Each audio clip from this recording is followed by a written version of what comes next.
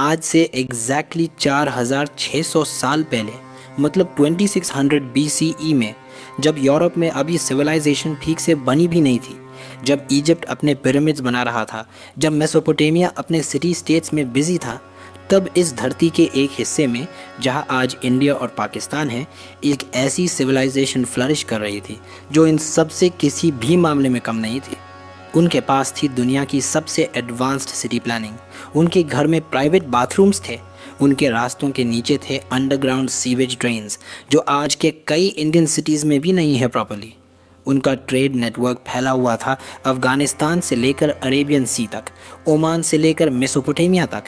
और ये सब करने वाली सिविलाइजेशन हिस्ट्री की बुक्स में सेंचुरीज तक थी ही नहीं, किसी को पता ही नहीं था कि ये कभी एग्जिस्ट भी करती थी। फिर आई आर्कियोलॉजी और एक एक ब्रिक, एक एक बीड, एक एक बोन ने एक पूरी दुनिया वापस जिंदा कर दी। इसलिए इस चैप्टर का नाम है ब्रिक्स, बीड्स एंड बोन्स। स्वागत है आपका लेगेसी लर्नर्स में। ये चैनल सिर्फ एक और नोट्स पढ़ने वाली जगह नहीं है, यहाँ हम हिस्ट्री को जीते हैं, एनिमेशन के थ्रू, स्टोरीज के थ्रू, विजुअल्स के थ्रू।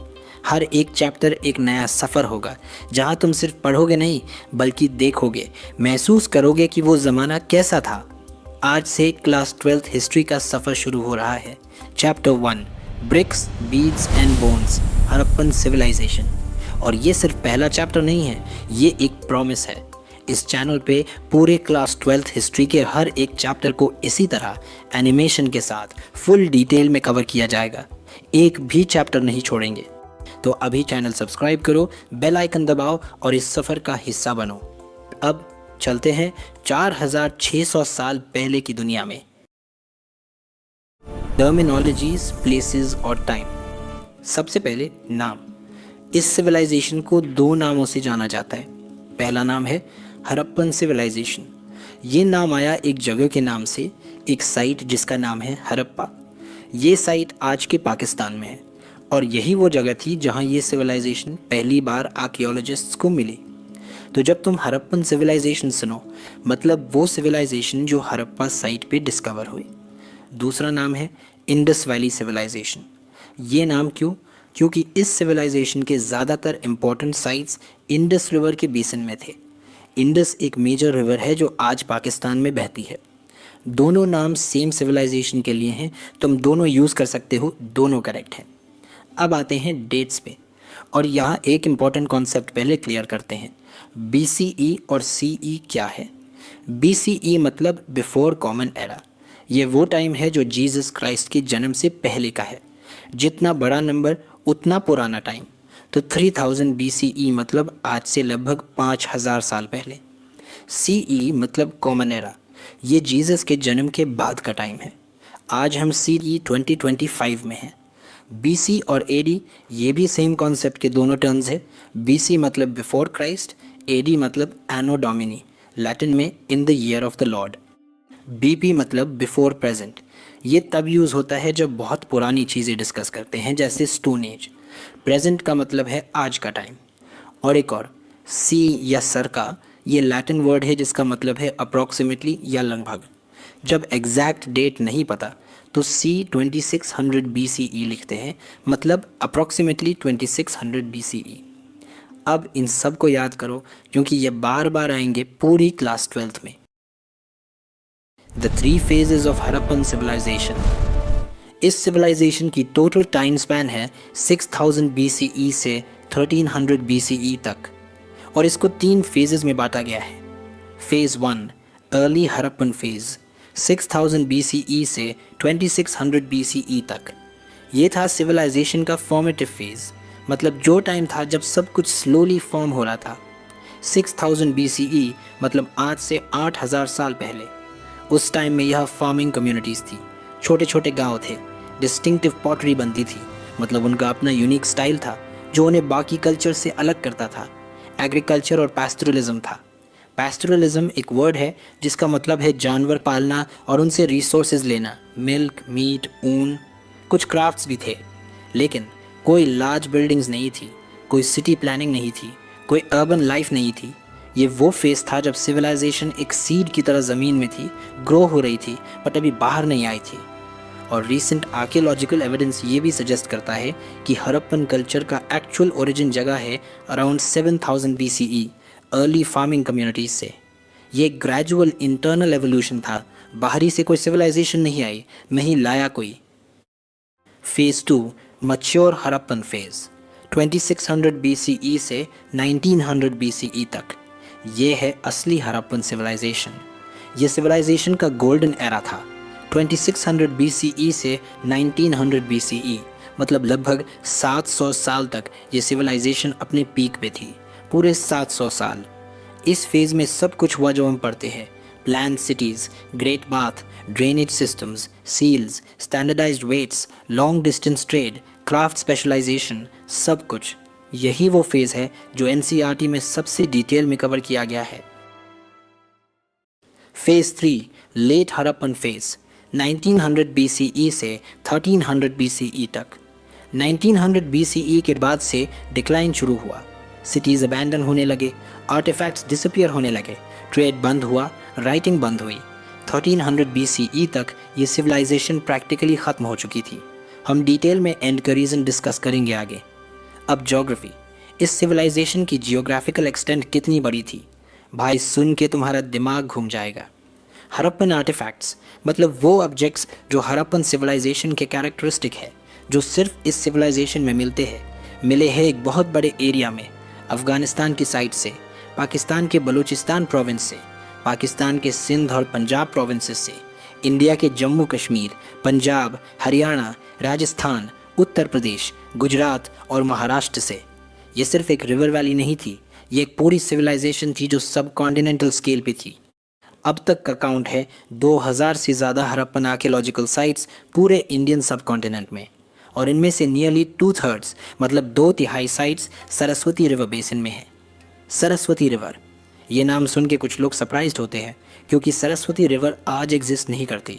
ये एक एंशिएंट रिवर थी जो धीरे धीरे ड्राई हो गई, लेकिन हड़प्पन टाइम में ये एक मेजर फ्लोइंग रिवर थी और इस सिविलाइजेशन के लिए अपेरेंटली बहुत इंपॉर्टेंट थी।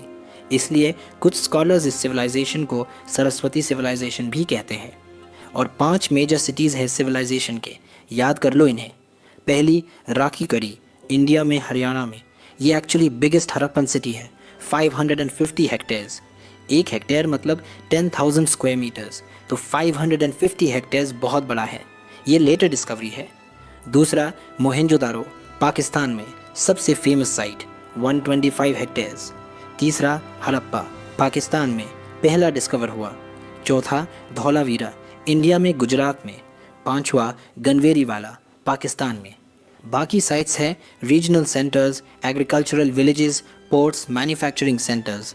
ये कॉम्प्लेक्स अर्बन नेटवर्क था, सिर्फ एक सिटी नहीं, एक पूरा नेटवर्क। मैच्योर हड़प्पन सिविलाइजेशन एक दिन में नहीं बनी, इसके पहले एक पूरा वर्ल्ड था। मैच्योर हड़प्पन से पहले इस रीजन में कई आर्कियोलॉजिकल कल्चर्स थे। हर कल्चर की अपनी डिस्टिंक्टिव पॉटरी थी, फार्मिंग थी, पैस्टोरलिज्म था, कुछ क्राफ्ट्स थे, लेकिन ये सब छोटे स्केल पे था। कोई बड़ी बिल्डिंग नहीं थी, कोई सिटी नहीं थी। फिर क्या हुआ? आर्कियोलॉजिकल एविडेंस सजेस्ट करता है कि हड़प्पन कल्चर इमर्ज्ड फ्रॉम मतलब निकला अर्ली फार्मिंग कम्युनिटीज से। ये इमर्जेंस डेटेड है अराउंड 7000 BCE। एक ग्रेजुअल ट्रांसफॉर्मेशन थी, इंटरनल डेवलपमेंट थी। धीरे धीरे सेटलमेंट्स ग्रो हुए, रिसोर्सेज अक्यूमुलेट हुए, स्पेशलाइजेशन आई, ट्रेड शुरू हुआ, पॉपुलेशन बढ़ी और इवेंचुअली वो अर्बन रेवोल्यूशन आया जो हमें मैच्योर हड़प्पन के रूप में मिलता है। ये पॉइंट बहुत इंपॉर्टेंट है। ये सिविलाइजेशन किसी बाहरी इन्वेजन से नहीं आई, ये इंडिजिनस डेवलपमेंट था। इस धरती के लोग थे जो यहाँ हज़ारों साल से थे, वो ये सब बना रहे थे अपने दिमाग से, अपनी मेहनत से, अपनी ज़मीन से। सबसिस्टेंस स्ट्रैटेजीज़, सबसिस्टेंस स्ट्रैटेजीज़ ये टर्म सुन के थोड़ा कंफ्यूजिंग लगता है। सिंपल में समझते हैं, सबसिस्टेंस मतलब जीने के लिए ज़रूरी चीज़ें और सबसिस्टेंस स्ट्रैटेजीज़ मतलब जीने के लिए खाना पानी कैसे इकट्ठा करते थे, बेसिकली डाइट और फूड सोर्सेज। यह एक इम्पॉर्टेंट मेथडोलॉजी समझो। हम कैसे जानते हैं 4600 साल पहले के लोगों के खाने के बारे में? कोई रेसिपी बुक तो नहीं मिली, कोई डायरी नहीं, कोई ग्रोसरी लिस्ट नहीं। इसका जवाब दो साइंटिफिक डिसिप्लिन्स देते हैं। पहला आर्कियोबॉटनी या पेलियोबॉटनी, ये वो साइंस है जो एंशंट प्लांट रिमेन स्टडी करती है। आर्कियोबॉटनिस्ट्स मतलब इस साइंस के स्पेशलिस्ट्स चार्ड ग्रेन्स और सीड स्टडी करते हैं। चार्ड मतलब जल के काले हुए, बर्न्ड। जब ग्रेन या सीड एक्सीडेंटली आग में गिर जाता है तो वो बर्न हो जाता है, लेकिन उस बर्निंग प्रोसेस में समटाइम्स वो प्रिजर्व भी हो जाता है सेंचुरीज तक। तो इन चार्ड ग्रेन्स से पता चलता है कि क्या उगाया जाता था उस ज़माने में। दूसरा आर्कियोजोलॉजी या जू आर्कियोलॉजी, ये वो साइंस है जो एंशंट एनिमल बोन स्टडी करती है। बोन से पता चलता है कौन से एनिमल्स थे, डोमेस्टिकेटेड थे या वाइल्ड, कौन से खाए जाते थे, कौन से काम के लिए पाले जाते थे। तो इन दो साइंसेज ने मिलकर टेल किया हड़प्पन्स डाइट कैसी थी। प्लांट्स की बात करें तो वीट मिली, बार्ले मिली, लेंटिल मिली, चिकपी मिली, सेसमी मिली। गुजरात के साइड से मिलेट्स मिली। मिलेट्स वो ग्रीन्स हैं जैसे ज्वार, बाजरा, जो इंडिया में आज भी खाए जाते हैं। राइस रिलेटिवली रेयर था, मतलब राइस था ज़रूर, लेकिन आज जितना कॉमन है नॉर्थ इंडिया में उतना तब नहीं था, सेकेंडरी क्रॉप था। एनिमल्स की बात करें तो डोमेस्टिकेटेड एनिमल्स थे कैटल, शीप, गोट, बफलो, पिग। इन्हें पाला जाता था, इनसे मिल्क मिलता था, मीट मिलता था, हाइड्स मिलते थे। वाइल्ड एनिमल्स की बोन्स भी मिले, बोर यानी जंगली सुअर, डियर और घड़ियाल। घड़ियाल एक टाइप का क्रोकोडिलियन है जो मोस्टली फिश खाता है और रिवर्स में रहता है। इसका मतलब है हड़प्पन साइट्स रिवर्स के पास थी। फिश और फाउल के बोन्स भी मिले, मतलब सी फूड और बर्ड्स भी पार्ट ऑफ डाइट थे। एग्रीकल्चरल टेक्नोलॉजीज, ग्रेन्स मिलना तो प्रूफ है खेती का, लेकिन एग्जैक्ट टेक्निक्स क्या थी ये रिकंस्ट्रक्ट करना मुश्किल है, क्योंकि खेत डायरेक्टली विजिबल नहीं होते, they get ploughed over for centuries. फिर भी एविडेंस मिला। प्लाउइंग का एविडेंस पहले सील्स पे और टेराकोटा स्कल्पचर्स में बुल की इमेजरी मिलती है। टेराकोटा मतलब पक्की मिट्टी, बर्न्ड क्ले से बनाई चीज़ों में। आर्कियोलॉजिस्ट्स ने ये कंक्लूड किया कि अगर बुल था तो बुलक ड्रिवन प्लाउज भी शायद थे। ये इन्फ्रेंस है, डायरेक्ट प्रूफ नहीं, लेकिन फिर terracotta models of the plough मिले हैं। Physical 3D models of ploughs Cholistan में जो आज पाकिस्तान में है और बनावली में जो हरियाणा इंडिया में है। ये डायरेक्ट एविडेंस है कि प्लाउ एग्जिस्ट करता था। प्लाउड फील्ड का एविडेंस, कालीबंगन राजस्थान में एक साइट, यहाँ एक प्लाउड फील्ड का एक्चुअल एविडेंस मिला है। ज़मीन पे फरोज है, मतलब हल्के निशान, और ख़ास बात 2 सेट्स ऑफ फरोज है राइट एंगल्स पे एक दूसरे को काटते हुए, मतलब एक फील्ड में 2 डायरेक्शंस में हल चलाया गया। ये सजेस्ट करता है कि 2 डिफरेंट क्रॉप्स एक साथ एक ही फील्ड में उगाए जाते थे। ये टेक्निक आज भी कुछ जगहों पे यूज़ होती है, इसको इंटरक्रॉपिंग कहते हैं। एक और सवाल, हार्वेस्टिंग के लिए कौन से टूल्स यूज़ होते थे? स्टोन ब्लेड्स वुडन हैंडल्स में सेट करके या मेटल टूल्स? ये स्टिल डिबेटेड है। एनसीईआरटी भी एक्नॉलेज करता है कि हम कंफर्म नहीं करते। इरिगेशन का एविडेंस, हड़प्पन साइट्स ज़्यादातर सेमी एरिड लैंड्स पे है। सेमी एरिड मतलब वो एरिया जहाँ रेनफॉल लिमिटेड होती है, not fully desert but not fully rainy either. ऐसी जगहों पे खेती के लिए इरिगेशन मतलब आर्टिफिशियल पानी सप्लाई ज़रूर चाहिए।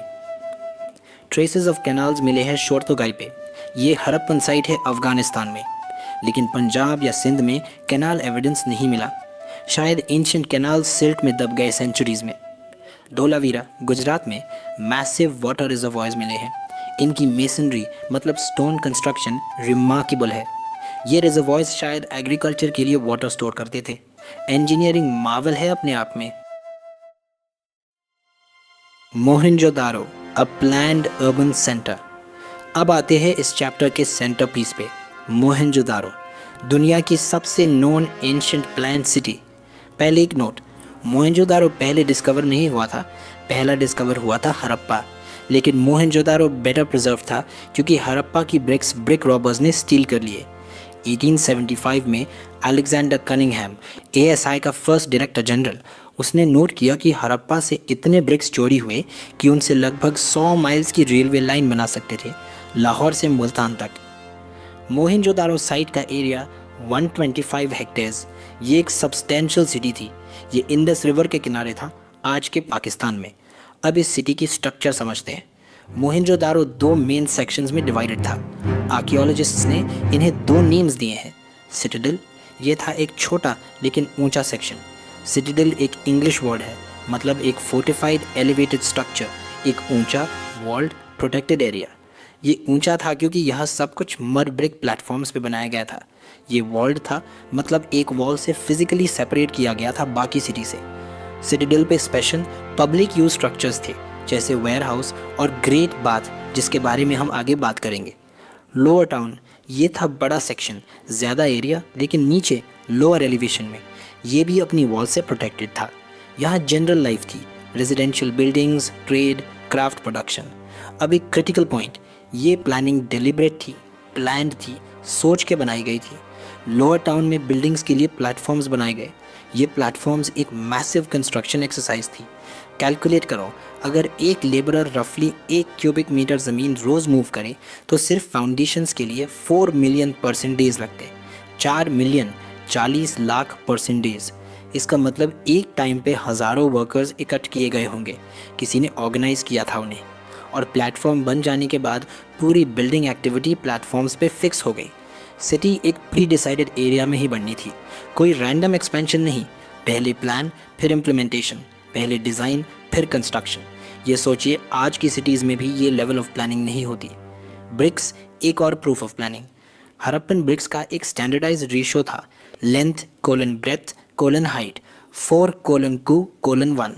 दोनों सनड्राइड ब्रिक्स और बेक्ड ब्रिक्स सेम रेशियो में। सनड्राइड मतलब धूप में सुखाए, बेक्ड मतलब आग में पकाए, दोनों सेम साइज़। और ये रेशियो जम्मू से लेकर गुजरात तक पूरे हड़प्पन रीजन में सेम था। हज़ारों किलोमीटर्स की दूरी, अलग अलग सिटीज़, अलग अलग बिल्डर्स, लेकिन सेम ब्रिक डिमेंशंस। ये कोई कोइंसिडेंस नहीं था, कोई सेंट्रल अथॉरिटी थी जो ये स्टैंडर्ड एनफोर्स करती थी।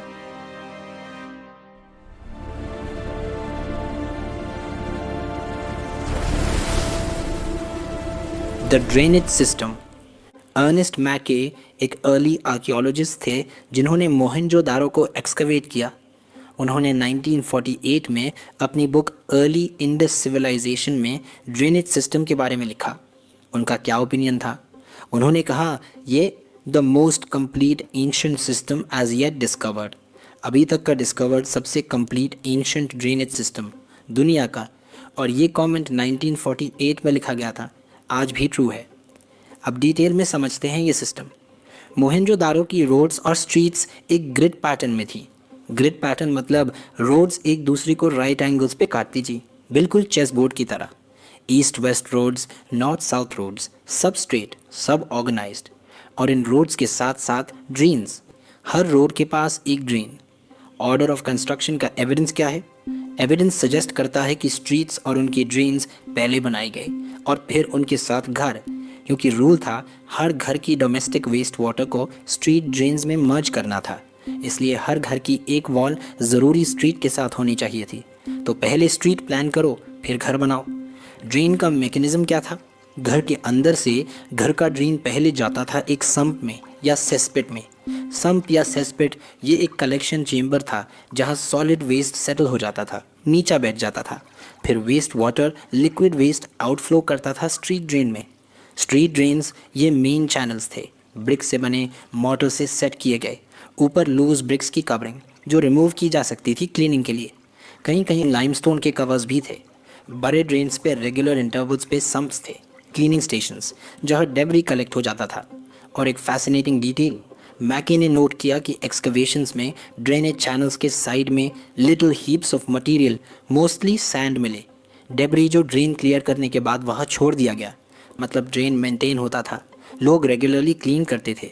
और ये सिस्टम सिर्फ मोहनजोदारो की बात नहीं है, छोटी सेटलमेंट्स में भी ड्रेन्स थे। लोथल में घर मड ब्रिक्स के थे, लेकिन ड्रेन्स बर्न्ट ब्रिक्स के थे, स्ट्रॉन्गर मटेरियल ड्रेन्स के लिए, क्योंकि ड्रेन्स ज़्यादा इंपॉर्टेंट थे। उन्हें तेज़ रेन में भी होल्ड करना था। Public health consciousness, civic responsibility, 4600 years पहले। Domestic architecture. अब घर के अंदर चलते हैं। लोअर टाउन में रेजिडेंशियल बिल्डिंग्स थी। मोस्ट बिल्डिंग्स एक सेंट्रल कोर्टयार्ड के अराउंड बनी थी। कोर्टयार्ड मतलब एक ओपन एरिया घर के बीच में। कोर्टयार्ड के चारों तरफ रूम्स। ये डिज़ाइन आज भी इंडिया के कई ट्रेडिशनल घरों में मिलता है, स्पेशली राजस्थान, गुजरात में। कोर्टयार्ड का use cooking, weaving, daily activities और स्पेशली गर्मी में जब रूम्स में बहुत गर्म हो, कोर्टयार्ड एक ओपन रिलेटिवली कूल स्पेस देता था काम करने के लिए। प्राइवेसी का डिज़ाइन, दो स्पेसिफिक फीचर्स नोट करो। पहला, ग्राउंड फ्लोर लेवल पे वॉल्स में कोई विंडोज़ नहीं थी, बाहरी लोग अंदर नहीं देख सकते थे, बिल्कुल ब्लैंक वॉल्स रस्तों की तरफ। दूसरा, मेन एंट्रेंस से सीधा कोर्टयार्ड नहीं दिखता था, एंट्रेंस कर्व्ड या इनडायरेक्ट था। इसका मतलब कोई सीधा घर में नहीं देख सकता था बाहर से, इवन जब दरवाज़ा खुला हो। ये डेलिब्रेट डिज़ाइन चॉइसेस है। प्राइवेसी 4600 ईयर्स पहले भी एक कंसर्न थी। घर की फीचर्स में हर घर में था बाथरूम, ब्रिक्स से paved, drains connected directly to street drains. कुछ घर में स्टेयर्स के रिमीन्स है सेकंड स्टोरी के लिए या रूफ एक्सेस के लिए। कई घर में वेल्स थे। कुछ वेल्स एक ऐसी रूम में थे जहाँ से बाहरी लोग भी पानी ले सकते थे, पासर्स बाय को भी पानी अवेलेबल था। Total number of wells Mohenjodaro में स्कॉलर्स ने एस्टिमेट किया है अप्रॉक्सीमेटली 700। एक शहर में 700 wells, planned water supply system.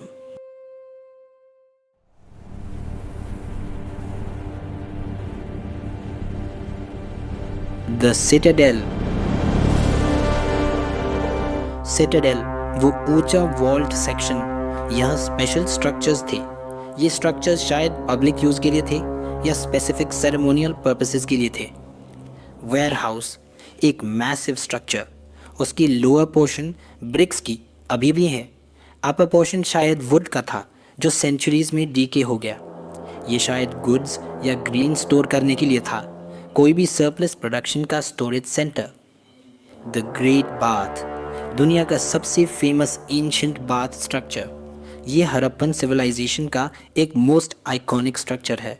Detail में समझते हैं। द ग्रेट बाथ एक बड़ा रेक्टेंगुलर टैंक था, एक कोर्टयार्ड के बीच में, कॉरिडोर चारों तरफ, rectangular shape, 2 flights of steps, 2 set of सीढ़ियाँ नॉर्थ से और साउथ से टैंक के अंदर उतरने के लिए। टैंक को वाटर टाइट बनाना पड़ता था, पानी बाहर नहीं निकलना चाहिए था। इसके लिए क्या किया, ब्रिक्स को एज पे सेट किया गया, laying bricks on edge not flat, और मोटर यूज़ किया गया जिप्सम का। जिप्सम एक नेचुरल मिनरल है, कैल्शियम सल्फेट, जो आज भी कंस्ट्रक्शन में यूज़ होता है। जिप्सम मोटर एक गुड वाटर प्रूफिंग एजेंट है। टैंक के 3 साइड्स पे रूम्स थे। एक रूम में एक लार्ज वेल था, टैंक को पानी सप्लाई करता था। टैंक से पानी ड्रेन होता था एक ह्यूज ड्रेन में। और ग्रेट बाथ के नॉर्थ में एक लेन के पार एक छोटी बिल्डिंग थी। इसमें थे 8 बाथरूम्स, 4 एक साइड पे, 4 दूसरी साइड पे, एक कॉरिडोर के बीच में। हर बाथरूम का अपना ड्रेन था जो कॉरिडोर ड्रेन में मर्ज होता था। ये ग्रेट बाथ किस लिए था, यहाँ स्कॉलर्स अग्री नहीं करते। कॉन्टेक्स्ट नोट करो, ये सिटाडेल पे है, बाकी डिस्टिंक्टिव बिल्डिंग्स के साथ। ये सिर्फ एक स्विमिंग पूल नहीं लगती। It's uniqueness and it's context Citadel पे होना स्कॉलर्स को सजेस्ट करता है कि ये किसी स्पेशल रिचुअल बाथ के लिए था, प्योरिफिकेशन राइट्स के लिए। शायद रिलीजियस लीडर्स यहाँ स्नान करते थे किसी सेरेमनी से पहले, लेकिन ये स्पेकुलेशन है, कंफर्म्ड नहीं है, क्योंकि हड़प्पन स्क्रिप्ट अभी डिकोडेड नहीं है और कोई कंटेम्प्रेरी टेक्स्ट नहीं है जो ये एक्सप्लेन करे। ये ग्रेट बाथ का मिस्ट्री अभी भी ओपन है। Tracking social differences. हर सोसाइटी में डिफरेंसेस होती हैं, rich, poor, powerful, weak. Archaeological evidence से कैसे पता चले कि हड़प्पन सोसाइटी में ये डिफरेंसेस थीं या नहीं? 2 मेन स्ट्रैटेजीज हैं, बरियल स्टडी करना और आर्टिफैक्ट्स एनालाइज करना। Strategy 1, study of burials. Burial से क्या पता चलता है? बहुत कुछ, क्योंकि जो लोग ज़्यादा अमीर या पावरफुल होते हैं उनके बरियल ज़्यादा एलाबोरेट होते हैं, ज़्यादा चीज़ें साथ में दफन की जाती हैं। इजिप्ट का एग्जाम्पल लो, पिरामिड्स, मैसिव स्ट्रक्चर्स सिर्फ रॉयल्स के लिए, enormous quantities of wealth buried, gold, jewellery, servants. ये एक्सट्रीम सोशल इनइक्वालिटी का एविडेंस है। हड़प्पा में क्या मिला? डेड को जनरली नॉर्मल पिट्स में दफनाया जाता था। कुछ ग्रेव्स में ब्रिक्स से लाइनिंग थी, थोड़ी ज़्यादा केयर। कुछ में पॉटरी और ऑर्नामेंट्स थे, शायद आफ्टर लाइफ बिलीफ की वजह से। ज्वेलरी दोनों में मिली, मेन और विमेन की ग्रेव्स में। एक इंटरेस्टिंग फाइंड, मिड 1980s में हड़प्पा के सेमेट्री की एक्सकवेशंस में एक मेल स्कल के पास एक स्पेशल ऑर्नामेंट मिली। 3 शेल रिंग्स, एक जैस्पर बीड और hundreds of micro beads. Jasper एक सेमी प्रेशस स्टोन है, वेरिड कलर्स में आता है, ग्रीन, रेड, येलो, ब्राउन। कुछ ग्रेव्स में कॉपर मिरर्स थे, लेकिन ओवरऑल ग्रेव्स में बहुत ज़्यादा वेरिएशन नहीं था। इजिप्ट जैसी एक्सट्रीम रिचनेस किसी के ग्रेव में नहीं मिली। हड़प्पन्स अपेरेंटली प्रेशियस चीज़ें साथ नहीं लेते थे, या तो उनका बिलीफ ऐसा था या सोसाइटी में एक्सट्रीम इनइक्वालिटी नहीं थी। Strategy 2, analysis of artefacts. Archaeologists artefacts को ब्रॉडली 2 कैटेगरीज में डिवाइड करते हैं। यूटिलिटेरियन ऑब्जेक्ट्स मतलब डेली यूज़ की चीज़ें, कॉमन मटेरियल से बनाए गए, stone, clay, easily available, easily made. Examples querns यानी क्वर्निक स्टोन ग्राइंडिंग स्लैब होती है जिसमें अनाज पीसा जाता था। पॉटरी, नीडल्स, फ्लैश रबर्स जो बेदिंग में बॉडी स्क्रब करने के काम आते थे। ये चीज़ें पूरी सिविलाइजेशन में सब जगह मिलती हैं, बड़े और छोटे दोनों सेटलमेंट्स में। लग्जरी ऑब्जेक्ट्स ये वो हैं जो रेयर है या नॉन लोकल मटेरियल से बने हैं या कॉम्प्लिकेटेड टेक्नोलॉजी से बने हैं। एग्जाम्पल फाइंस के छोटे पॉट्स। फाइंस क्या है? एक इंटरेस्टिंग मैन्युफैक्चर्ड मटेरियल। इसको बनाते कैसे थे? ग्राउंड सैंड या सिलिका, मतलब बिल्कुल बारीक पाउडर बनाओ रेत या सिलिका का, इसमें कलर मिलाओ और एक गम मिलाओ, फिर फायर करो, पकाओ। ये एक मैन्युफैक्चर्ड मटेरियल है, नेचुरल स्टोन नहीं है, और इसको बनाना कॉम्प्लिकेटेड था, इसलिए ये प्रेशियस था। फाइंस के छोटे पॉट्स शायद परफ्यूम बॉटल्स थे। ये फाइंस के पॉट्स सिर्फ कहाँ मिले? मोस्टली मोहेंजोदारो और हड़प्पा में। छोटी सेटलमेंट्स जैसे कालीबंगन में एक भी नहीं मिला। गोल्ड ज्वेलरी भी मिली, लेकिन सिर्फ होर्ड्स में। होर्ड्स क्या है? होर्ड्स मतलब ऑब्जेक्ट्स जो केयरफुली प्रिजर्व करके रख दिए गए, often inside containers like pots, ज़मीन में या किसी हाइडिंग प्लेस में। शायद मेटल वर्कर्स ने मेटल सेव किया फ्यूचर यूज़ के लिए, रीमेल्टिंग के लिए। शायद किसी फैमिली ने अपनी ज्वेलरी छुपाई क्राइसिस में। अगर ओरिजिनल ओनर किसी रीज़न से रिट्रीव नहीं कर सका तो वो होर्ड्स वहाँ ही रह गए सेंचुरीज़ के लिए, जब तक कोई आर्कियोलॉजिस्ट न ढूंढे। तो कंक्लूजन क्या निकलता है? Rare valuable objects, luxury items सिर्फ बड़े सेंटर्स में मिलते हैं, मोहेंजोदारो, हड़प्पा, छोटी सेटलमेंट्स में नहीं। इसका मतलब ज़्यादा वेल्थ, ज़्यादा पावर बड़े सिटीज़ में कॉन्सेंट्रेट था। सोशल इनइक्वालिटी थी, लेकिन इजिप्ट जैसी एक्सट्रीम नहीं। लेकिन कॉम्प्लिकेशंस भी हैं, कुछ चीज़ें क्लासिफाई करना मुश्किल हो जाता है। Example spindle व्हर्ल्स।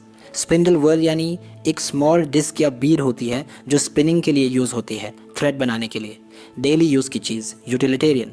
लेकिन कुछ स्पिंडल व्हर्ल्स रेयर मटेरियल से बने थे, फाइंस से, तो क्लासिफाई करें यूटिलिटेरियन या luxury.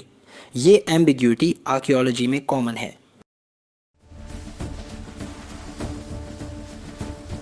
Craft production Harappan civilisation का एक सेंट्रल एक्टिविटी था। सिर्फ खेती नहीं थी, सोफिस्टिकेटेड मैन्युफैक्चरिंग भी थी। चन्हुदारो द क्राफ्ट सिटी।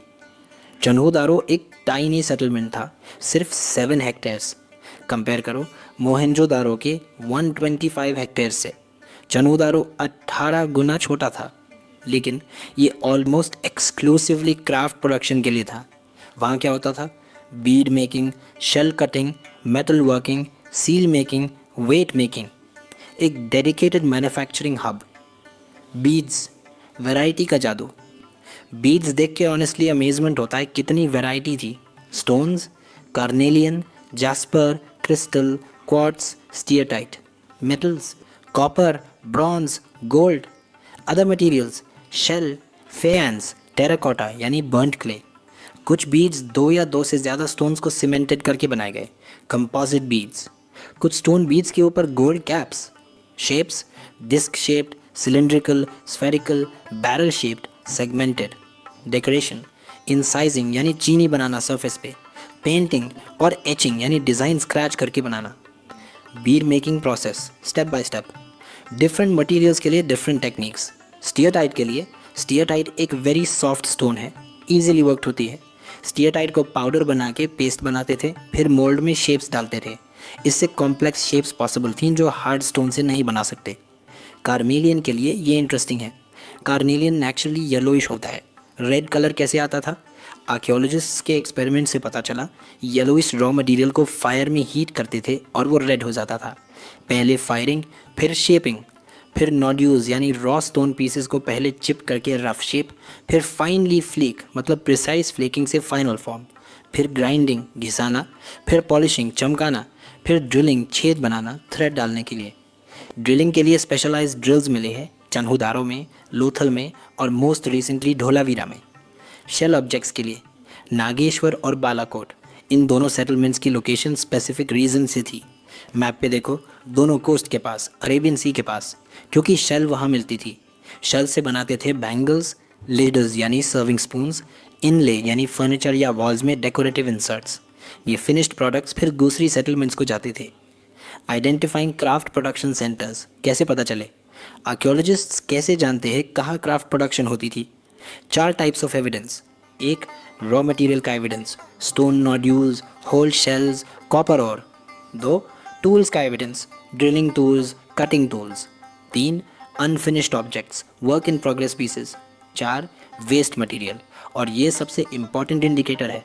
अगर एक जगह पे स्टोन या शेल कट हो रही है तो छोटे छोटे वेस्ट पीसेस वहाँ गिरेंगे। इन्हें रिमूव करना टीडियस था तो ऑफन वो वहीं रह जाते थे। Waste equals production site. Strategies for procuring materials.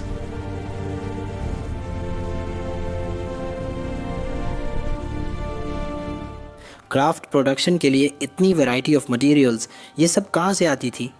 Clay locally मिलती थी, लेकिन ज़्यादातर raw materials stone, timber, metal alluvial plain पे नहीं मिलते। अलूवियल प्लेन मतलब वो फ्लैट फर्टाइल लैंड जो रिवर्स के सिल्ट डिपॉजिट से बनी है, जहाँ हड़प्पन सिटीज़ थी। यहाँ मिनरल्स नेचुरली नहीं मिलते। ट्रांसपोर्ट के लिए terracotta toy models of bullock carts मिले हैं, मतलब बुलक कार्ट्स एक रियल ट्रांसपोर्ट मोड था। खिलौने रियल लाइफ की रेप्लिका होते हैं चिल्ड्रन के लिए, तो बुलक कार्ट्स एग्जिस्ट करते थे। रिवराइन रूट्स भी थे इंडस और उसकी ट्रिब्यूटरीज के साथ, कोस्टल रूट्स भी अरेबियन सी के अलोंग साइड।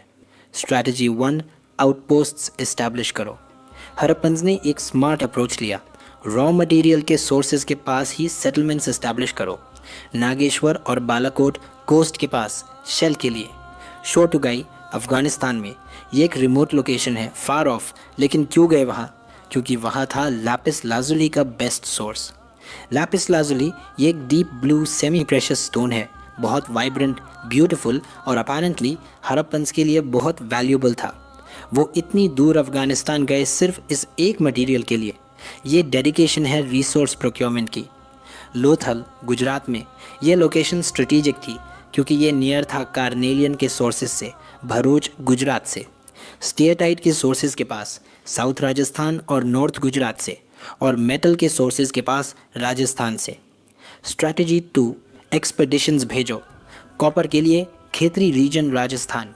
खेतरी एरिया में एक डिस्टिंक्ट कल्चर थी, गणेश्वर जोधपुरा कल्चर, अपनी नॉन हड़प्पन पॉटरी के साथ, लेकिन extraordinary wealth of copper objects के साथ। ये लोग शायद हड़प्पन्स के कॉपर सप्लायर्स थे। Evidence, occasional finds of Harappan artefacts, steatite microbeads Khetri area में मिलते हैं। Proof of contact, proof of trade. Gold के लिए साउथ इंडिया तक एक्सपेडिशंस गए होंगे। लॉन्ग डिस्टेंस कॉन्टैक्ट, दुनिया से कनेक्शन। यहाँ स्टोरी और इंटरेस्टिंग हो जाती है। ओमान से copper. Recent archaeological find suggest करते हैं कि कॉपर ओमान से भी आता था। ओमान अरेबियन पेनिनसुला के साउथ ईस्टर्न टिप पे है। एविडेंस क्या है? Chemical analysis. दोनों ओमानी कॉपर और हड़प्पन आर्टिफैक्ट्स में निकल के ट्रेसेस है। Same trace element, common origin, एक ही जगह से निकला था। और एक और एविडेंस, एक और डिस्टिंक्टिव टाइप ऑफ वेसल मिली है ओमानी साइट्स पे। एक large Harappan jar coated with a thick layer of black clay. Thick coating ये लिक्विड्स को पर्कुलेट होने से रोकती है। लिक्विड कैरी करने के लिए डिज़ाइन किया गया था। क्या था अंदर हम नहीं जानते, शायद ऑयल, शायद वाइन, शायद कुछ और, लेकिन हड़प्पन्स शायद ये वेसल ले गए ओमान, एक्सचेंज में कॉपर लिया। Mesopotamian texts 3rd millennium BCE के में मगन का जिक्र है कॉपर सोर्स के रूप में। मगन शायद ओमान का ही नाम था। और मेसोपोटामियन साइट्स पे मिली कॉपर में भी निकल के ट्रेसेस है। Same origin chain confirmed. Mesopotamia से कनेक्शन, ये एक मेजर कनेक्शन था। हड़प्पन सीज मेसोपोटामियन साइट्स पे मिले हैं। हड़प्पन वेट्स, डाइस और बीड्स भी मिले हैं वहाँ। मेसोपोटामियन टेक्स्ट में 3 रीजन्स का जिक्र है। दिलमुन शायद आज का बहरीन, मगन शायद ओमान और मिलूहा जो शायद था हड़प्पन रीजन। मिलूहा ये नाम मेसोपोटामियंस हड़प्पन्स को देते थे। मेसोपोटामियन टेक्स्ट्स ने नोट किया कि मिलूहा से क्या क्या आता था। Carnelian, Lapis lazuli, copper, gold, would की डिफरेंट वैरायटीज़। एक मेसोपोटामियन मिथ में मिलूहा के एक बर्ड का जिक्र है, हाजा बर्ड, जिसका कॉल रॉयल पैलेस में सुना जाता था। कुछ आर्कियोलॉजिस्ट सोचते हैं हाजा बर्ड था peacock, Indian peacock Mesopotamian royal palaces में ट्रेड के थ्रू। कम्युनिकेशन रूट क्या था? सी रूट मोस्ट लाइकली था। मेसोपोटामियन टेक्स्ट्स में मिलूहा को लैंड ऑफ सीफेयरर्स कहा गया है। सील्स पे डिपिक्शंस मिलती है शिप्स और बोट्स की। बहरीन से कनेक्शन। बहरीन अरेबियन गल्फ में एक आइलैंड नेशन, इसका एंशंट नाम मेसोपोटामियन टेक्स्ट्स में था दिलमुन। बहरीन की सील्स पर्शियन गल्फ सील्स कहलाते हैं। इनमें हड़प्पन मोटिव्स मिलते हैं, मतलब हड़प्पन इमेजरी बहरीन की सील्स पे थी। और एक इम्पॉर्टेंट फैक्ट, बहरीन यानी दिलमुन के वेट्स हड़प्पन स्टैंडर्ड फॉलो करते थे, सेम मेजरमेंट सिस्टम। इसका मतलब ट्रेड स्टैंडर्डाइज था, दोनों पार्टी सेम वेट्स यूज़ करते थे। सील्स, स्क्रिप्ट और वेट्स। ये तीन एलिमेंट्स सील्स, स्क्रिप्ट और वेट्स हड़प्पन सिविलाइजेशन को यूनिकली डिफाइन करते हैं, और तीनों में से कोई ना कोई मिस्ट्री अभी भी अनसॉल्व्ड है। सील्स और सीलिंग्स, काम क्या था? इमेजिन करो एक सीन। एक मर्चेंट है मोहनजोदारो में। उसने एक बैग में गुड्स पैक किए, शायद कार्नेलियन बीड्स, शायद कॉटन फैब्रिक, शायद सेसमी ऑयल। बैग का मुंह रोप से बंधा गया, नॉट पे गीली क्ले लगाई और उस वेट क्ले पे एक या दो सील्स प्रेस किए, अपना यूनिक सील, एनिमल मोटिव और स्क्रिप्ट के साथ। क्ले सूख गई और इम्प्रेशन प्रिजर्व हो गया। अब यह बैग किसी ट्रेडर के हाथ रवाना हुआ, दूसरी सिटी को या दूसरी कंट्री को। जब बैग डेस्टिनेशन पे पहुंचा, अगर क्ले सीलिंग इंटैक्ट थी, मतलब किसी ने खोलने की कोशिश नहीं की, गुड्स टैम्पर नहीं हुए। और सीलिंग से पता भी चलता था ये गुड्स किसने भेजा, आइडेंटिटी ऑफ सेंडर। ये था हड़प्पन सील का primary function, long distance trade में सिक्योरिटी और ऑथेंटिकेशन, बिल्कुल आज के टैम्पर प्रूफ पैकेजिंग या डिजिटल सिग्नेचर की तरह। सील्स कैसे बनते थे? स्टीयरटाइट, वो सॉफ्ट स्टोन से। स्टीयरटाइट पे मोटिव कार्व किया जाता था, यूजुअली एक एनिमल और एक line of script. Animal motifs में सबसे कॉमन है एक वन हॉर्न्ड एनिमल, जिसे स्कॉलर्स यूनिकॉर्न कहते हैं। शायद ये मिथिकल था, शायद रियल एनिमल था जो अब एग्जिस्ट नहीं करता। दोनों पॉसिबिलिटीज़ ओपन है। हड़प्पन स्क्रिप्ट, हिस्ट्री का सबसे बड़ा अनसॉल्व्ड मिस्ट्री। हड़प्पन स्क्रिप्ट अभी तक अनडिसाइफर्ड है, कोई नहीं जानता ये क्या कहता है। दुनिया के बेस्ट क्रिप्टोग्राफर्स, लिंग्विस्ट्स, हिस्टोरियंस काम कर चुके हैं, अभी तक कोई नहीं सॉल्व कर पाया। हड़प्पन स्क्रिप्ट में साइंस है, टोटल काउंट है 375 से 400 के बीच। एग्जैक्ट काउंट वेरी करता है डिफरेंट स्कॉलर्स की रीडिंग्स में। अल्फ़ाबेटिकल नहीं है। अल्फ़ाबेटिकल स्क्रिप्ट में जैसे Devanagari, Roman, Arabic, each sign एक वावल या कॉन्सोनेंट रिप्रेजेंट करता है। यूजुअली 20 to 40 साइंस होते हैं। अगर 375 to 400 साइंस है तो ये अल्फ़ाबेटिकल नहीं हो सकती, ये शायद लोगोग्राफिक या सिलेबिक थी, मतलब हर साइन एक वर्ड या सिलेबल रिप्रेजेंट करता हो। डायरेक्शन राइट टू लेफ़्ट, कैसे पता? क्योंकि कुछ सील्स पे राइट साइड पे ज़्यादा स्पेसिंग है, एनग्रेवर वहाँ से शुरू करता था, और लेफ़्ट साइड पे क्रैम्ड है, वहाँ स्पेस ख़त्म हो जाता था। इंस्क्रिप्शंस शॉर्ट है, लॉन्गेस्ट इंस्क्रिप्शन में सिर्फ अराउंड 26 साइंस हैं। ज़्यादातर इंस्क्रिप्शंस छोटी हैं, शायद नेम्स, टाइटल्स या ट्रेड इन्फॉर्मेशन। राइटिंग कहाँ कहाँ मिली है? सील्स पे, कॉपर टूल्स पे, जार के रिम्स पे, कॉपर टैबलेट्स पे, टेराकोटा टैबलेट्स पे, ज्वेलरी पे, बोन रॉड्स पे, और एक एंशंट साइन बोर्ड पे। धौलावीरा में एक लार्ज साइन मिला, बड़े बड़े लेटर्स, शायद सिटी के एंट्रेंस पे था, दुनिया का पहला नोन साइन बोर्ड। और पेरिशेबल मटेरियल्स पे भी लिखा जाता होगा, क्लॉथ, वुड, पाम लीव्स, जो सरवाइव नहीं किए। इतनी जगहों पे राइटिंग मिलना क्या मतलब है? क्या लिटरेसी वाइड स्प्रेड थी हड़प्पन सोसाइटी में? ये क्वेश्चन ओपन है, हम नहीं जानते। स्क्रिप्ट डिसाइफर क्यों नहीं हुई अभी तक? बायलिंगुअल इंस्क्रिप्शन नहीं मिली, जैसे इजिप्ट में रोजेटा स्टोन मिली, सेम टेक्स्ट 3 लैंग्वेजेस में, उससे हायरोग्लिफ्स डिकोड हुए। अगर कोई हड़प्पन टेक्स्ट किसी नॉन लैंग्वेज के साथ मिले तो स्क्रिप्ट डिकोड हो, अभी तक नहीं मिली। Weights, standardised system. ट्रेड के लिए एक्यूरेट स्टैंडर्डाइज्ड वेट्स ज़रूर चाहिए, वरना फ्रॉड हो जाए। हड़प्पन वेट्स कैसे थे? चर्च स्टोन से बने, चर्ट एक सिलिका रिच रॉक है, वेरी हार्ड, जो एक्यूरेट शेप्स में कट हो सकता है। क्यूबिकल शेप जनरली, कोई मार्किंग्स नहीं, प्लेन क्यूब्स। लेकिन सिस्टम था। Lower denominations binary system follow करता था। बाइनरी मतलब पावर्स ऑफ 2, 1, 2, 4, 8, 16, 32। ये छोटे वेट्स थे ज्वेलरी और बीड्स वे करने के लिए। हायर डिनोमिनेशंस डेसिमल सिस्टम 160, 200, 320, 640 बड़ी क्वांटिटीज़ के लिए। और मेटल स्केल पैन्स भी मिले हैं, मतलब बैलेंस स्केल्स यूज़ होते थे। ये वेट सिस्टम पूरे हड़प्पन रीजन में सेम था। वहाँ से हज़ारों किलोमीटर दूर किसी दूसरी सिटी का ट्रेडर भी सेम वेट्स यूज़ करता था। स्टैंडर्डाइजेशन जो ट्रेड रिलायबल बनाता था, फ्रॉड प्रूफ बनाता था।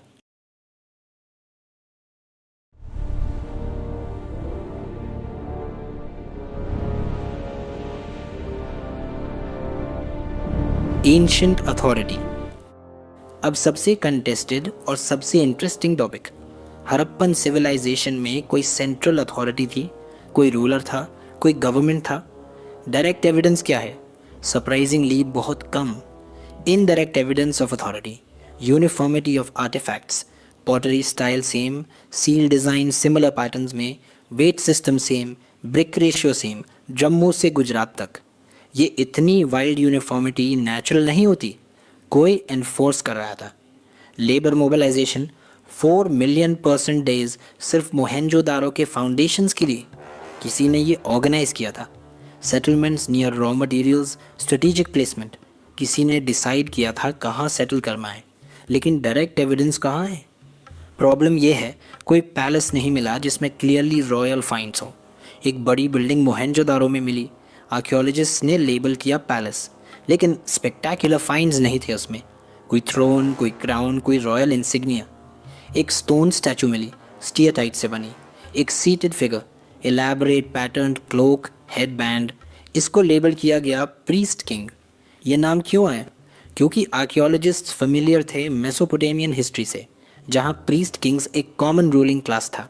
उन्होंने एनालॉजी ड्रॉ की, लेकिन कोई प्रूफ नहीं है कि ये फिगर एक्चुअली रूलर था या प्रीस्ट था या दोनों। ये सिर्फ एक लेबल है। 3 कंपीटिंग थियरीज हैं। Theory 1, no ruler, egalitarian society. कुछ आर्कियोलॉजिस्ट मानते हैं हड़प्पन सोसाइटी में कोई रूलर नहीं था, सब बराबर थे, डिसीजंस कलेक्टिवली लिए जाते थे।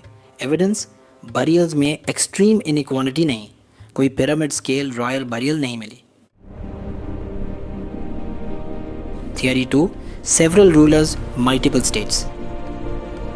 मोहेंजोदारो का अपना रूलर, हड़प्पा का अपना रूलर, धौलावीरा का अपना, city state model. Evidence, regional variations exist करते हैं डिफरेंट साइट्स में।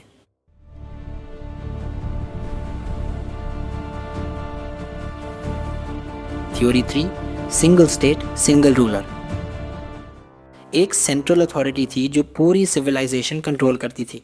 Evidence, standardised bricks, standardised weights, standardised pottery, strategic settlement locations, ये सेंट्रली प्लान्ड लगते हैं। ये थ्योरी ज़्यादा एक्सेप्टेड है लेकिन कंफर्म नहीं है। स्क्रिप्ट डिसाइफर होगी तब शायद क्लियर होगा।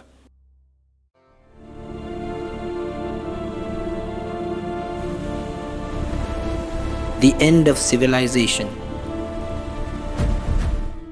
1900 BCE के बाद से मैच्योर हड़प्पन सिविलाइजेशन डिक्लाइन करने लगी। एविडेंस क्या है डिक्लाइन का?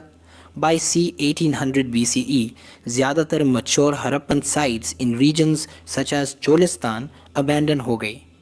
चोलिस्तान आज पाकिस्तान के पंजाब प्रोविंस में है, एक डेजर्ट रीजन।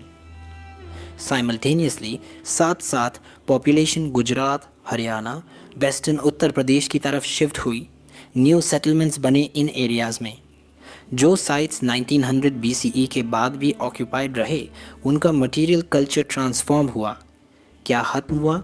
वेट्स गायब, सील्स गायब, स्पेशल बीड्स गायब, स्क्रिप्ट गायब, लॉन्ग डिस्टेंस ट्रेड बंद, क्राफ्ट स्पेशलाइजेशन ख़त्म, सब markers of urban civilisation disappear हुए। क्या रहा? Simple life, rural existence, far fewer materials, far fewer things made, house construction techniques deteriorated, कमज़ोर हो गए, large public structures no more. ये था लेट हड़प्पन या सक्सेसर कल्चर्स का पीरियड। क्यों हुआ ये सब? कई थियरीज है। कोई एक कंफर्म नहीं है। Climatic change, major climate shift. Research suggest करता है कि अराउंड 2000 BCE के बाद साउथ एशिया का मॉनसून वीकन हुआ, रेनफॉल कम हो गई, रिवर्स ड्राई होने लगे।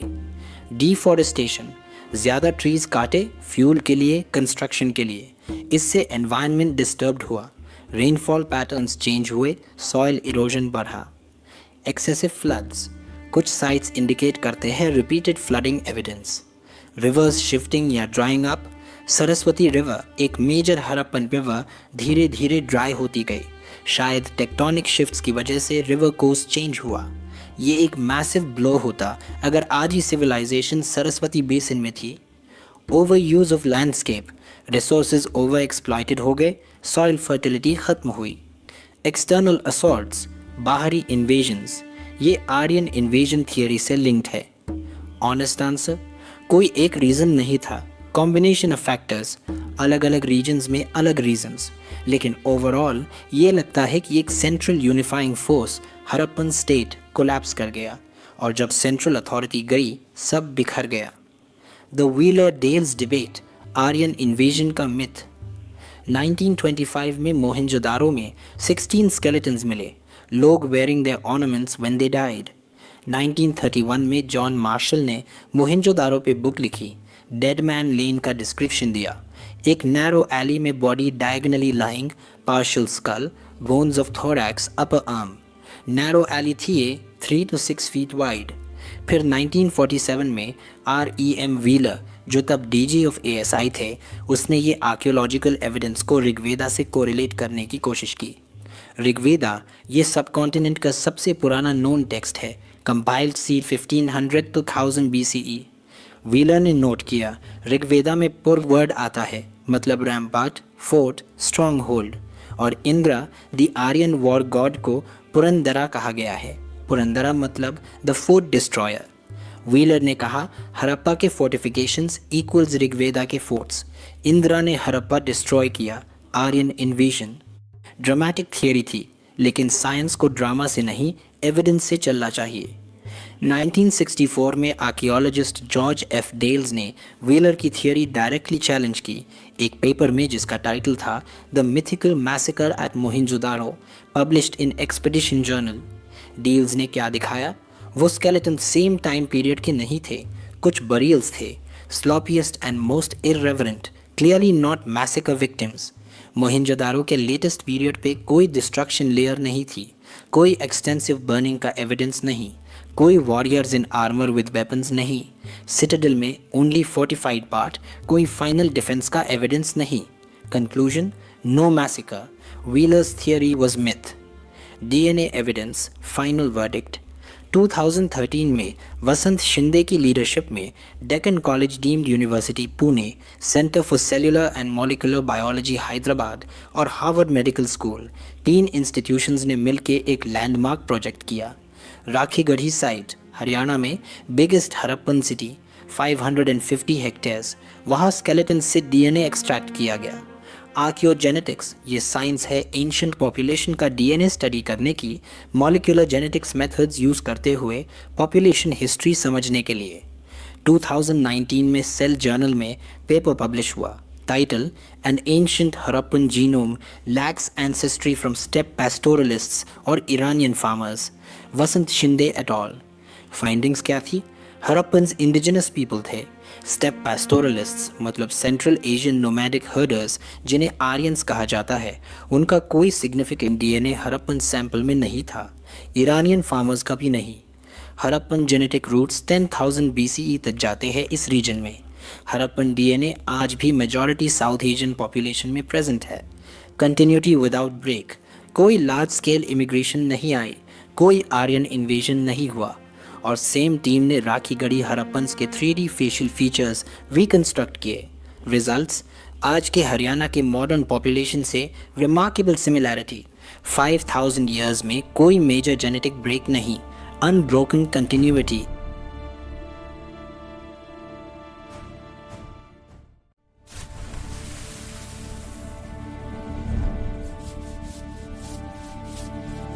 Discovering the Harappan civilization. जब हड़प्पन सिटीज़ रूइन हुए, लोग धीरे धीरे वहाँ से चले गए और एक वक्त के बाद सिविलाइजेशन की मेमोरी पूरी तरह ख़त्म हो गई। सेंचुरीज़ के बाद जब लोग फिर उस एरिया में रहने लगे, उन्हें ओकेजनली स्ट्रेंज आर्टिफैक्ट्स मिलते, फ्लड्स से सरफेस पे आ जाते, सॉइल इरोजन से एक्सपोज होते, प्लाविंग से मिटते, लेकिन कोई नहीं जानता था ये क्या है। पहले से कोई रिकॉर्ड नहीं था, कोई मेमोरी नहीं थी। फिर आई archaeology, Alexander Cunningham, confusion 1875। Alexander Cunningham ASI के पहले डायरेक्टर जनरल आर्कियोलॉजी में एक जायंट फिगर थे। उन्होंने इंडिया में सिस्टमैटिक आर्कियोलॉजिकल सर्वेज शुरू किए, लेकिन उनका फोकस क्या था? अर्ली हिस्टोरिक पीरियड, सी 6th सेंचुरी BCE से 4th सेंचुरी CE, मतलब 600 BCE के बाद की history.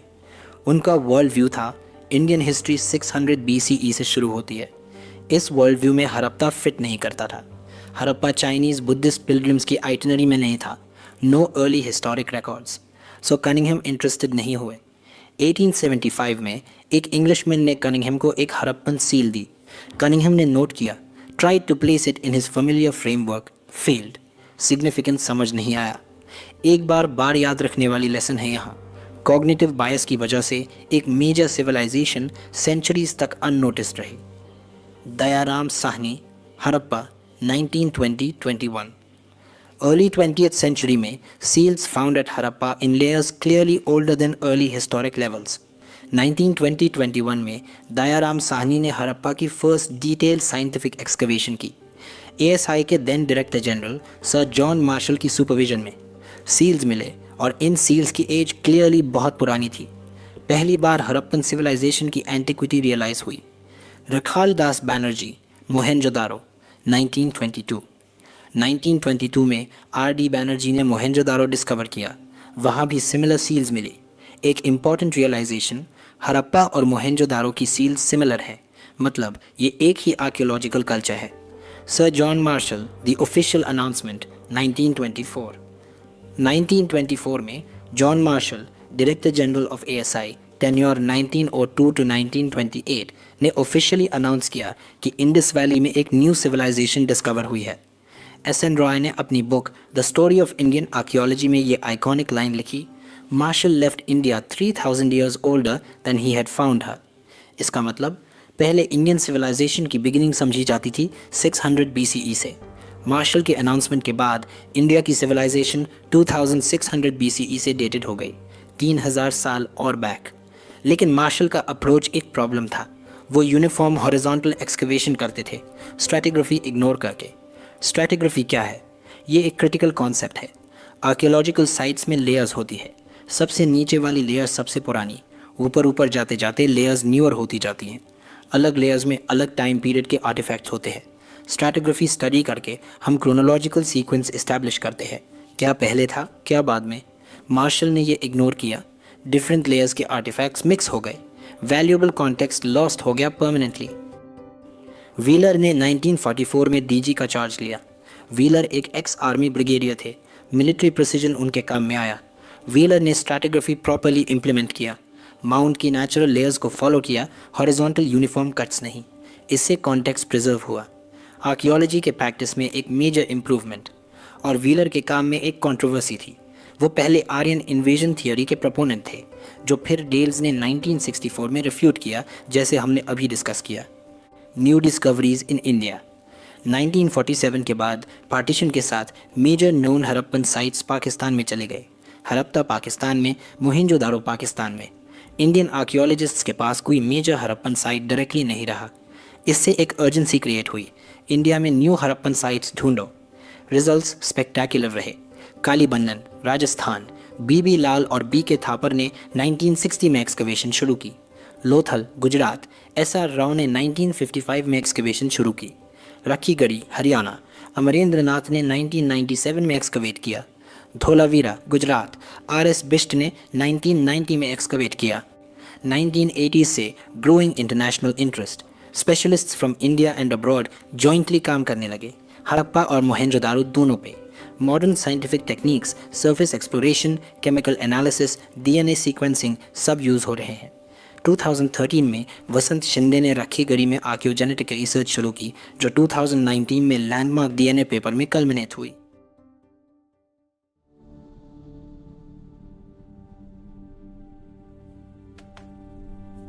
Problems of piecing together the past.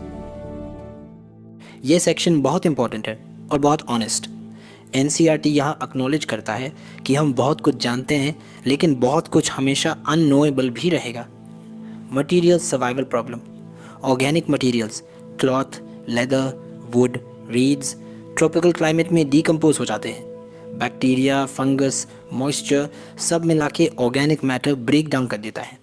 जो सर्वाइव करता है स्टोन, बर्न्ट क्ले यानी terracotta, metal, glass like materials. मतलब हम सिर्फ एक पार्शियल पिक्चर देख सकते हैं। हड़प्पन्स ने जो कुछ भी ऑर्गेनिक बनाया, कपड़े, फर्नीचर, बास्केट्स, रोप्स, खाना, वो मोस्टली गॉन है। सिर्फ ड्यूरेबल मटेरियल्स बचते हैं। सिर्फ ब्रोकन या यूजलेस चीज़ें थ्रो अवे की जाती थी। वैल्यूबल चीज़ें रिसाइकल होती थी, रीयूज़ होती थी। इंटैक्ट वैल्यूबल आर्टिफैक्ट्स जो मिलते हैं वो या तो लॉस्ट हुए एक्सीडेंटली या होर्ड्स थे जो ओनर रिट्रीव नहीं कर सका। ये टिपिकल नहीं है, ये एक्सेप्शनल है। तो जो मिला वो रिप्रेजेंटेटिव सैंपल नहीं है पूरी सिविलाइजेशन का। How artefacts are identified.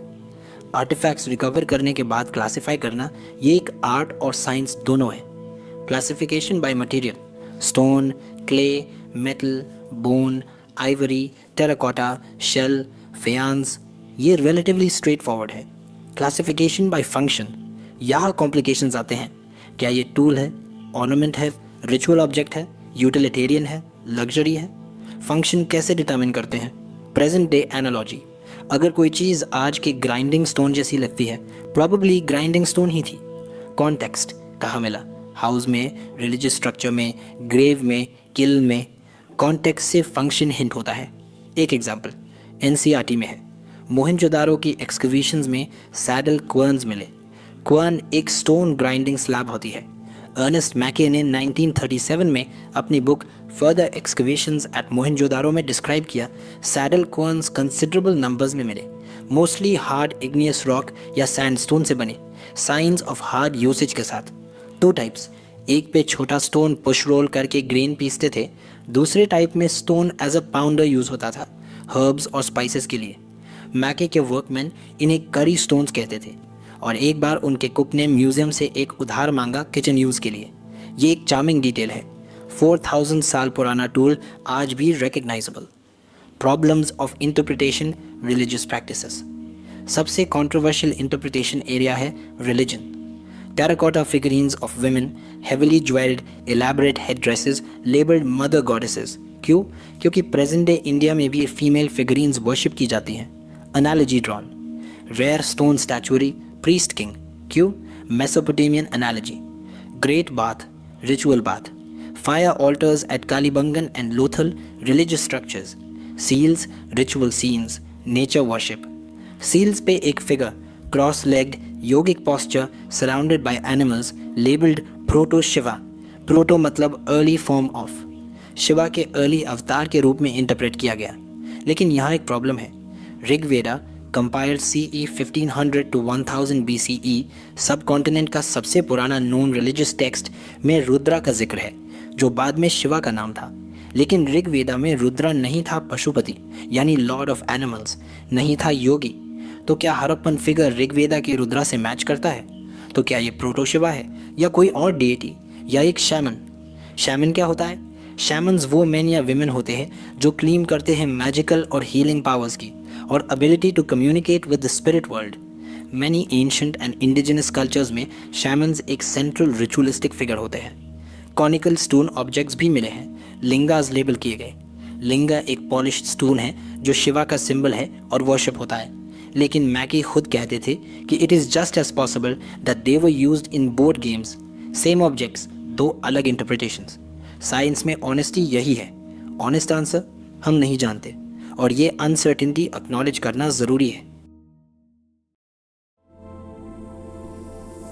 What remains unanswered?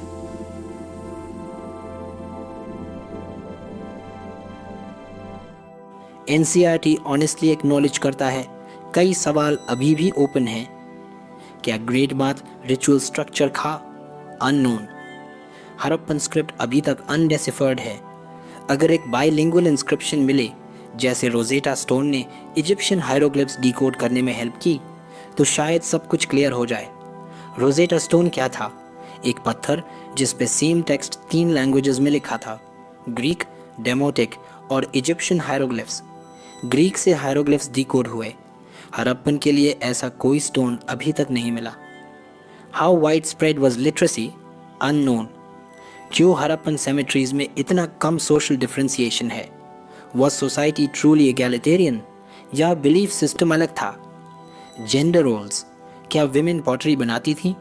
क्या विमेन क्राफ्ट स्पेशलिस्ट थीं? टेराकोटा फीमेल फिगरीन्स किस पर्पस के लिए थीं? बहुत कम रिसर्च हुआ है जेंडर पे हड़प्पन कॉन्टेक्स्ट में। ये एक फ्यूचर रिसर्च फ्रंटियर है। What exactly was the relationship between Harappans and Vedic people? DNA evidence continuity दिखाता है, लेकिन क्या हड़प्पन सिविलाइजेशन और वैदिक कल्चर सेम था? ये स्टिल डिबेटेड है। रिसर्च ऑनगोइंग है। यार, हम एक बहुत लंबा सफ़र करके आए हैं। आज तुम सिर्फ एक चैप्टर नहीं पढ़े हो, तुमने एक पूरी सिविलाइजेशन की दुनिया में कदम रखा है। सोचते हैं क्या क्या जाना। एक सिविलाइजेशन थी जो 6000 BCE से 1300 BCE तक एग्जिस्ट की, जिसका गोल्डन एरा था 2600 BCE से 1900 BCE, जिसने दुनिया का पहला प्लान्ड अर्बन इंफ्रास्ट्रक्चर बनाया, जिसने ग्रिड रोड्स डिज़ाइन की, जिसने सीवेज सिस्टम डिज़ाइन किया, जिसने स्टैंडर्डाइज्ड वेट्स और ब्रिक्स बनाए, जिसने अफ़गानिस्तान से ओमान तक ट्रेड किया, जिसने ब्यूटीफुल इंट्रिकेट बीड्स बनाए, जिसने सील्स पे एक स्क्रिप्ट लिखी जो आज भी पढ़ी नहीं जा सकती। फिर ये सिविलाइजेशन डिक्लाइन हुई 1900 BCE के बाद से, मल्टीपल रीजंस की वजह से, क्लाइमेट, रिवर्स, डिफॉरेस्टेशन, शायद सब मिला के। और एक वक्त ऐसा आया कि लोग भूल गए कि ये सिविलाइजेशन कभी थी। फिर आई आर्कियोलॉजी। 1921 में दयाराम साहनी ने हड़प्पा एक्सकवेट किया। 1922 में बैनर्जी ने मोहनजोदाड़ो। 1924 में मार्शल ने दुनिया को बताया इंडिया 3000 साल और पुराना है। और 2019 में DNA ने बताया हम इन्हीं लोगों के डिसेंडेंट्स हैं। ये सिविलाइजेशन आज भी हमारे जीन्स में ज़िंदा है। और कुछ चीज़ें हैं जो हम अभी भी नहीं जानते। स्क्रिप्ट डिकोड नहीं हुई, रूलर्स के नेम्स नहीं पता, रिलीजियस प्रैक्टिसेस कंफर्म नहीं है, जेंडर रोल्स अनक्लियर है। और ये अननोन स्पेस, यही तो फैसिनेटिंग है। आर्कियोलॉजी एक डिटेक्टिव स्टोरी है और ये डिटेक्टिव स्टोरी कभी कंप्लीट नहीं होती। उनकी ब्रिक्स आज भी कुछ जगहों पे ज़मीन के नीचे है, उनके बीड्स म्यूजियम्स में प्रिजर्व्ड है, उनकी बोन्स से DNA एक्सट्रैक्ट हो रहा है। ब्रिक्स, बीड्स एंड बोन्स सिर्फ एक चैप्टर का नाम नहीं है, ये एक सिविलाइजेशन की यादगार है। और वो यादगार तुम्हारे अंदर, मेरे अंदर आज भी जिंदा है। अब यार एक काम करो, वीडियो लाइक करो, चैनल सब्सक्राइब करो, बेल आइकन दबाओ, क्योंकि नेक्स्ट चैप्टर भी इसी तरह एनिमेशन के साथ फुल डिटेल में आने वाला है। क्लास 12th हिस्ट्री का पूरा सफ़र लेगेसी लर्नर्स के साथ कवर होगा, एक भी चैप्टर नहीं छोड़ेंगे। मिलते हैं नेक्स्ट वीडियो में, तब तक कीप लर्निंग, कीप ग्रोइंग।